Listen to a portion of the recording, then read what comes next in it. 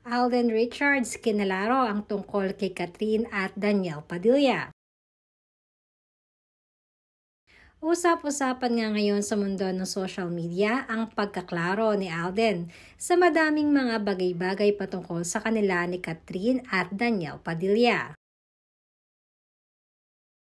Matatanda ang naging issue kamakailan ng mga binitawang salita ni Daniel sa pamamagitan na rin ng pagkanta or idinaan niya sa pagkanta noong nakaraang birthday party niya.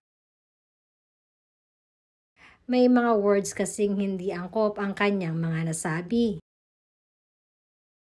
Ayon kasi sa mga netizens, ay gigil na gigil nga si Daniel sa mga salitang kanyang binitawan na para bang meron siyang pinariringgan. Kaya naman aming napag-alaman na maagap naman itong kanilaro ni Alden Richards patungkol sa mga fake news na naglalabasan.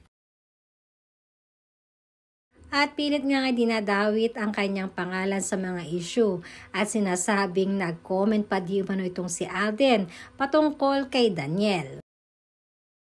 Na nauna na ding kinalaro ni Daddy Bay na huwag maniniwala sa mga fake news. Paglilinaw ni Alden at Daddy Bay, wala di umano silang nilalabas sa statement na ganon.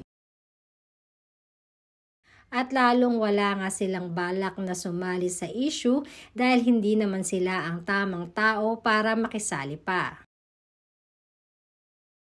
Madami rin naman ang hindi naniniwala sa mga issue na ito dahil alam naman ng napakaraming netizens at napakaraming Alden fanatics kung anong klaseng tao si Alden. At kung gaano ka-gentleman si Alden Richards.